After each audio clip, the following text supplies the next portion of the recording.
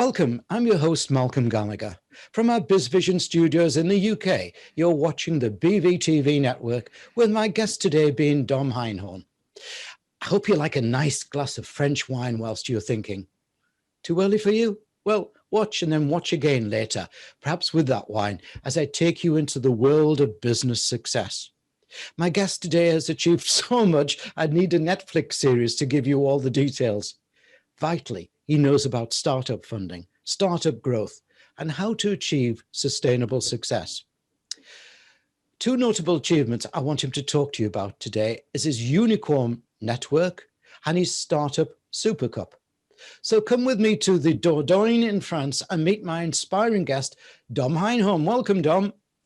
Thanks for having me, Malcolm. Thank you, everyone. Go and tell me, is the sun shining through in Dordogne today, the wine sparkling, and go and tell me. Yeah, I closed the shutters a little bit earlier, so I wouldn't have any reflection, but a little bit of sun, but very cold, -3 today, even in the south of France. Oh, well then, despite lockdown, I'm staying here in Northumberland.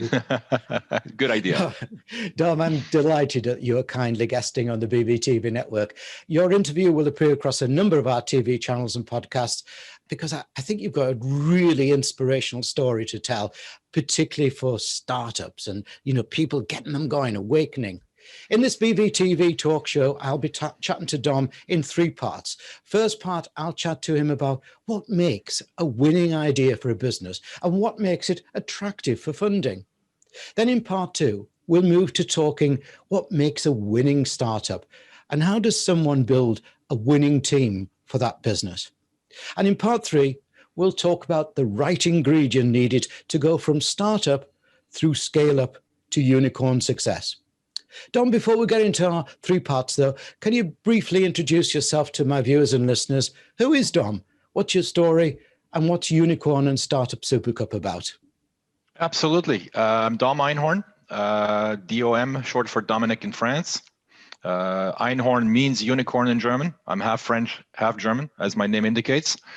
So the unicorn is not as elusive as some people may think. They actually do exist. And in the tech space, we have more and more of them. Grew up in France. At the age of 23, I moved to the west coast of the United States, to Los Angeles in particular, to venture on my journey of startup success and failure. Went through many, many failures, had a few good successes that made up for those failures. But at the heart, I am an entrepreneur. And over the last 6 to 8 years, I've also morphed more and more into an angel investor. And the whole concept behind UNIQORN is to bring the 2 ecosystems together, because what we've identified in the marketplace is somewhat of a disconnect and an expectation gap between startup entrepreneurs looking for funding and angel investors providing that funding. And that's one of the problems we intend to solve. Yeah. I increasingly, Dom, just before we move on, I'm finding that there's a change of heart in a lot of investors now. They're not just looking for the idea, they're looking for the business type. Are they a conscious business? Are they an entrepreneur that's interested in planet, people, and profits, and so on, like that, which is probably why one of our channels, which we'll be putting your interview on, Our Conscious Matters, as wow, straight up now. So, Dom, let's kick off our chat in part 1 about what makes a winning idea for a business and what it makes it attractive for funding in your eyes. Now, I'm not talking about that checklist that a bank would put out. I'm talking about what makes you sit upright about an idea or concept, and how does it go from that idea to being funded? I think it's a very interesting question. I think, and actually, we were often talking about a winning idea. And maybe that's somewhat of a misnomer when it comes to entrepreneurial success. Maybe we should be talking about winning execution rather than an idea, because we all have ideas. Ideas are a dime a dozen, and a lot of jokes about those. I'm not going to mention some of those jokes, but what we're looking for first and foremost is the ability to execute. Assuming, as you mentioned, Malcolm, that everything else checks out, product market fit, great team, great concept, et cetera, yes, we all look at those initial metrics and whether a deal makes sense or not. But once you actually go beyond that, through the veneer, you have to make sure that whoever you're getting in bed with, because you're marrying yourself with a startup, with its founding team, sometimes with a solo entrepreneur who doesn't even have a team yet, is his ability to execute over time. Mm-hmm. And this is really where the rookies, the wheat, very quickly separate from the chaff, because you can have a fantastic idea with poor execution, and you can have a decent idea with excellent execution, and I'll go for the latter every single time. So nothing is more important than the ability to execute, to take a product from start to finish, to see it through, to show character, resilience, and grit. And I think that's part of the DNA of a successful entrepreneur, first and foremost. Yeah, that's really fascinating. I love that concept of executing, because so many people say, well, that won't work.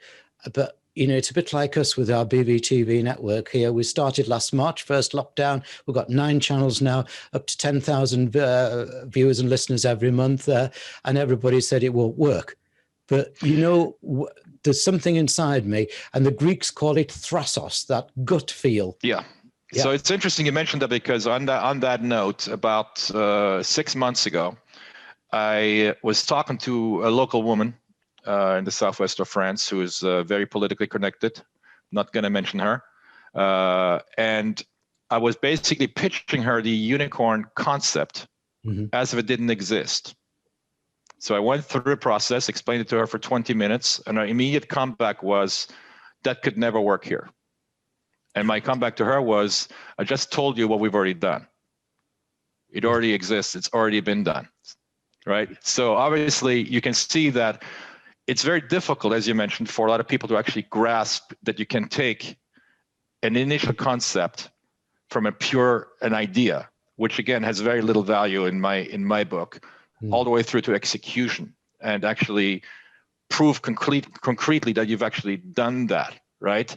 Yeah. That's very, very powerful. And once you've done it once, you can do it twice, you can do it multiple times over. And that's actually what guided me personally into UNIQORN, because I've had so many failures and some successes as a startup entrepreneur, where usually when I have a young startup that comes to us, the first thing I tell them is, I cannot necessarily tell you what it is that you should be doing, but with certainty can tell you what it is that you should not be doing. Right. And that's sometimes a lot more important. Yeah, I'm spot on. And, just back to that execution, I knew in my mind what we could achieve with BVTV. I knew how we could do it. And it's a bit like Stelios, that started EasyJet. He repeatedly says, if I'd relied upon market research and, forums and everything, I'd never have got started. But I could see the end result. Yeah, it's a very, very good quote. Thomas Edison, when he was asked where he had succeeded, where so many others had failed, his comeback was, I finally ran out of things that did not work. Yes. Right? What that proves to you is that every failure is a stepping stone to success. He finally ran out of failures that he had no choice but to succeed. But I guess we all grew up thinking that failure is a bad thing.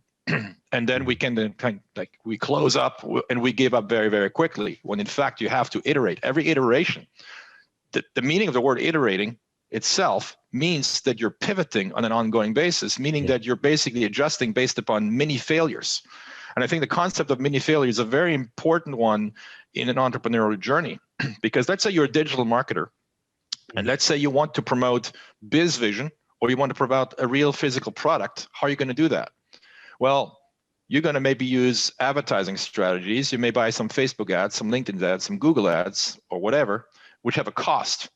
Yeah. If you just blindly buy these ads and you don't track it through, you're looking at a black box. You don't know what works, what doesn't. And back in the old days, as you know, Malcom, as we used to say, I think it was David Ojoli that had mentioned that, I know that half of my advertising isn't working. I just don't know which half, right? Yeah. Today, that's no longer the case. Right. We have the right tools to measure everything in a live environment. So when one of these campaigns is failing, we can quickly shut it off. And when another one is taken off, we can quickly double and triple up on that one, right? Yeah. So that's part of the execution process. If we just ignore those metrics, we're going to be on the path of failure without even being aware that we're failing.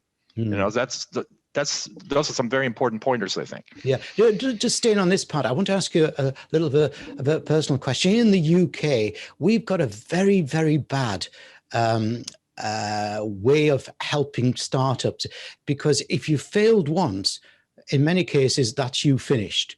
That was not the case I've seen in America. You know, I'm in America half of the time, and I'm seeing, hey, get yourself up and start again. Do you think culture is changing across the world, and that failure is seen as part of the road to success? I think it's slowly changing, but it's not changing fast enough. And what you just described in the UK was the case until a few years ago in France as well, where if you had failed as an entrepreneur, you would actually be blacklisted by the banks, and you couldn't even have a checkbook anymore, which is absolutely insane. It shows a complete misunderstanding of the entrepreneurial process, where you're actually punishing people in most cases who are on the path to success by way of failure, right? Yeah. We all have to fail, and basically you're basically putting a stigma on someone who has risked sometimes their entire life savings trying to build something of real value, and you're incentivizing the person to not take that risk. And what it does is it stunts growth on every single level. That's the difference between a politician and an entrepreneur. As Albert Einstein famously mentioned, if you have a problem and you're going to see a politician try to resolve it, you now have two problems. And I'm a strong believer in that. If not more than two. That's right. And again, just final question on this part there. I'm very much focused upon the gender agenda. I work with my wife, or do I work for my wife? I'll work that one out later. But anyways, in the UK, only 5% of venture capital goes to women entrepreneurs. In Los Angeles, which you know well, it's now up to 15%, but that's still not enough. Do you think there's a change again on entrepreneurial funding for women entrepreneurs? I think there's a fundamental change going on. I also have my own philosophy about that. I don't believe that we should be dictating diversity from the top down. That's, again, a wishful thinking by most politicians that just does not work in real life, where you actually have to establish quotas, almost like immigration quotas, about how you should be running your business, right? Never has worked. But what does work, on the other hand, is, for example, what we've done. In the managing team for UNIQORN, we're roughly 30 people today, hailing from 18 different countries, primarily female. And that's purely by chance. It's not by design. No one's told us to do it this way. No. Okay? Because we've been iterating. We tried what works, what doesn't work. We realized very, very quickly that no matter how smart you are internally inside your company, there are smarter people on the outside. I traveled for 17 years. I literally was sleeping in a bag. I spent 300 days a year in a hotel room around the world. So I identified pockets of talent, most of which we brought into our incubator here in France, thanks to the Visa Talent Passport visas from the Macron administration, the French tag label, etc., which has really facilitated two things: capital injection by foreign investors, number one, and number two, the ability to hire talent no matter where in the world it is located. Yeah. Right. So those are some very important leveraging factors that we didn't have prior to 2017 that make France very, very attractive right now for investment, and probably one of the best, if not the best, countries in which you should launch and grow your business. Well, that is so fascinating, isn't it? And we all watch the Chateau program here in the UK. I bought a chateau. We have 1,001 castles within the 25-kilometer radius here in the Dordogne. Wow. I thought it's the highest density of castles anywhere in the world. I thought we got a lot here in Northumberland. Most of them are ruined. Dom, I'm thoroughly enjoying our chat, but it's time to move to part two. But before we do so, I'd just like to remind viewers and listeners of your website URL. I'm giving you double help in here, viewers and listeners. Let me just spell them out to you. The first, most important, UNIQORN. Now, let me spell how you spell unicorn, because Dom's got a different spelling to it. It's UINQ, UINQORN, UNIQORN Incubator.com. Unicorn, remember, QORN, Incubator.com. And then if you've got that written down, listeners, let's move on to the second one. I'd encourage you to go and see, and we'll be chatting about it with Dom a little bit later on there. And that's his startup one. So it is, Dom, tell us. StartupSupercup.com. StartupSupercup.com. StartupSupercup.com. You should have written that down by now, listeners. Are you ready? Time to move on to part two. Dom, an idea and funding is important, but it needs more than that to make the cake bake well. It needs management and people. What do you see as the essential ingredients of a winning startup team or a winning startup entrepreneur? Or in other words, as an investor, what turns you off an entrepreneur or team? What turns me off the most is probably the ability/inability of a startup entrepreneur to tell the truth, the brutal, blunt, and honest truth. Most of them tend to overstate what they're about to build. They tend to underestimate the challenges they will be facing as they're building it. They tend to claim to have all the answers to all the questions when in fact they don't. So, case in point, fact. We're being approached on a bad day by 50 people, on a good day by 100 people, entrepreneurs on just LinkedIn alone, that are pitching us via decks, via presentations, etc., their startup ideas. And I'd say roughly 70% of those make that fundamental mistake. They act like they're all grown up, like they've done it all, and they have it all. And my first question is then, when do you need my money? If you've already done it all, why do you even need our help? You seem to have the answers to everything. So one example is they may be addressing a $100 billion industry, and they somehow magically with a wand claim that within 3 years they're going to grab 5% market share and have $5 billion in revenue. And when you dig a little bit deeper and you ask them some probing questions, you get to the bottom of it very, very quickly, and you have to say, well, thank you very much. I wish you all the best, but this deal is not for us. Right? That's definitely the major turnoff is the tendency of overstating their objectives and of underestimating what it takes to get there. Yeah, I was just wondering that, how important to you, though, is their grasp of the numbers, as you would say in America, to know what makes it, how many, what's a break even, for example? Sure. I mean, you have to obviously, if you're the startup entrepreneur, if you're a solo entrepreneur, you have to be able to provide these answers. Ideally, you have a team of specialists and you have one finance guy that can address those professionally. And I think, first of all, if you're launching, and we're obviously pure tech player in the startup business, in the startup sector.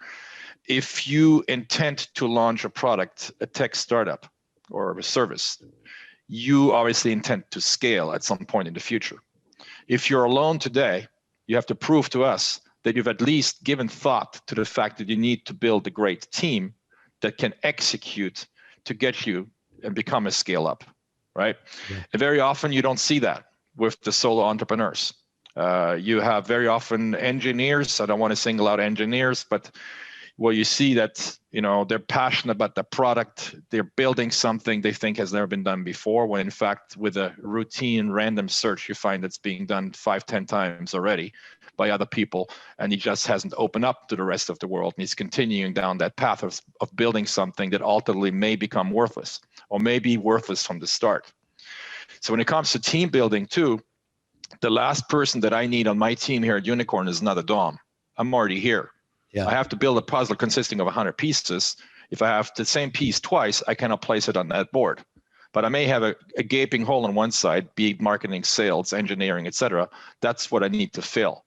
So you have to have the ability of seeing the forest for the trees. And in a sense, if you're alone, you have to be able to zoom out. It's almost like an out-of-body experience, where you have to see yourself sitting at the desk and interacting with the rest of your team, even if you don't have a team yet. You have to be able to visualize what that will look like in the future. how you will interact, which talents you need to bring on in order to grow your business. Otherwise, you're going to be stuck for a long time. Yeah, yeah. My biggest challenge in coaching startups and techs, as we have done for way over 20 years, particularly, I specialize in helping them win contracts, tenders, or whatever it may be there, is their lack of knowledge of the business. I mean, the business of whatever they're into. I ask them for their turnover, for example, and I get a weird figure. I ask them for their debtors and things like that, and they just don't have the angle on it. You don't need to have that today because there's so many neobanks around with great digital tools, don't they? 100%. Yeah, I mean, you remind me of myself 28 years ago when I was sitting in front of my first investor, and I was very emphatically pitching my service, a digital marketing service, and his eyes were glazing over, and I was seeing that I was losing him. And then he came back at me and he asked me some questions, and I thought he came from Mars. And he asked, "What is this? What stage of financing you're raising? Is this seed? Is this pre-seed? Is this a Series A round?" And I had no idea what he was talking about. Right? And that's what I mean by this gap, which is very often becomes an expectation gap between one and the other in this ecosystem, right? Between the entrepreneur looking for funding and the investor providing that funding. Usually what we like to say in the US is that the entrepreneur is pitching on FM and the investor is listening to AM, right? Yeah. So it's very hard for them to understand each other. Yeah. And it's definitely a bridge that needs to be built between the two, so there is better understanding. And I think incubators, accelerators like UNIQORN are probably the first and best way to do it. In my case, for the majority of my career, and to a certain extent, I still am an entrepreneur, startup entrepreneur. But I can very easily wear their hat. I can see where they're coming from. I can see the friction points that they have in their processes, and provide more than just capital.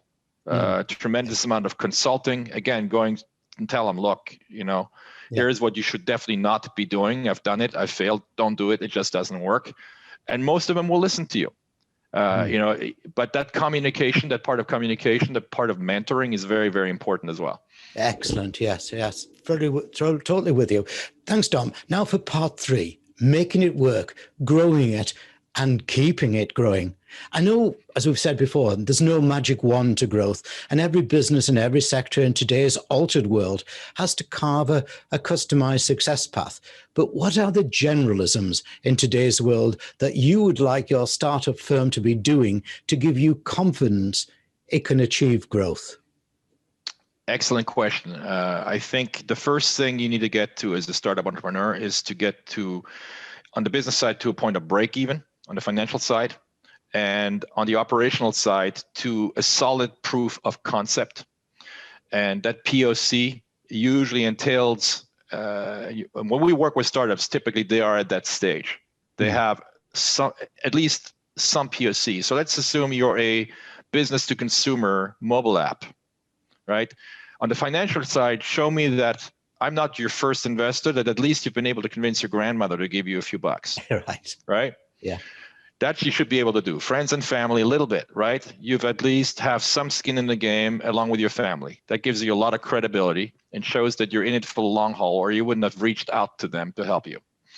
On the operational side, show me that your product or service is good enough that you've been able to convince a handful of clients to part some cash to buy it, right? And I think that's very often underestimated, because what that does is it validates it in the marketplace. Because one of the big things that we've seen over the last 25 to 30 years is the rapid democratization and demonetization of the entrepreneurial process. When I started in the 90s, I remember in 1998, my bandwidth bill was $8,000 US a month. Yeah. And I used 800 times less bandwidth back then than I use today, and today it's almost free, right? So right there, I had a setback of $8,000 a month I needed to come up with in order to do business. Then if you wanted to launch an e-commerce website back then, you needed an Oracle server license, which cost you $32,000 US per instance. So unless you had raised $250,000, $500,000 or more, you couldn't even launch a business. right? You couldn't even start iterating. Today, all of that is free. So anyone from anywhere with a device like a mobile device can launch a business virtually instantly on the cheap with very little means. But what they realize, what's happening right now, is that as a result of this democratization, this demonetization, as a result of the fact that anyone can launch a business literally overnight, doesn't make it necessarily a valid business. So you have a lot of vanity businesses that don't solve any real problems that are popping up left and right. And they're spending a tremendous amount of resources, especially time, on trying to build them without actually validating them in the marketplace, right? What you actually should be doing is you should have a pre-proof of concept where you basically tell the market, this is what we intend to build and by when, and try to get some early buyers for your product or service to actually validate that what it is you're working on is a bona fide venture. And if someone buys that, so for example, internally, when we do something internal, it's always what we do. We have buyers who have already given us money for something that doesn't even exist yet, but they will get a discount when it actually is brought to market, right? But it validates that what we're working on will eventually be purchased by a paying customer. Unless you can do that, you're not going to have a viable business. You're not durable, you're not sustainable. Yeah, yeah. How important do you think it is to have vision here, though, that what you are about to launch is sustainable? Because, you know, an idea can quickly be changing, you know, and be out of fashion quickly. Neither one of us has a crystal ball, but I'm going to quote Jeff Bezos here, who probably has done pretty well for himself and for others. When he was asked which trend he was chasing, his answer was none. What we do at Amazon is we focus on what does not change, right? And I think that is a fundamental takeaway for all of you entrepreneurs, current or want to be entrepreneurs on the call today, is that focus on what people will do tomorrow that they've been doing for the last 100 years. People will get up, they'll get hungry. People will wear clothes. People will want to be entertained, educated. They want to be in good health. And figure out a better way of bringing that to them. And that's exactly what Amazon has done, right? I remember the days in France and in the US when I was purchasing a product from a physical store and I brought it back or tried to bring it back 2 days later because it didn't work. And it was an absolute hassle. They wouldn't take it back for some reason, or, you know, come back in 2 weeks, come back in 4 weeks.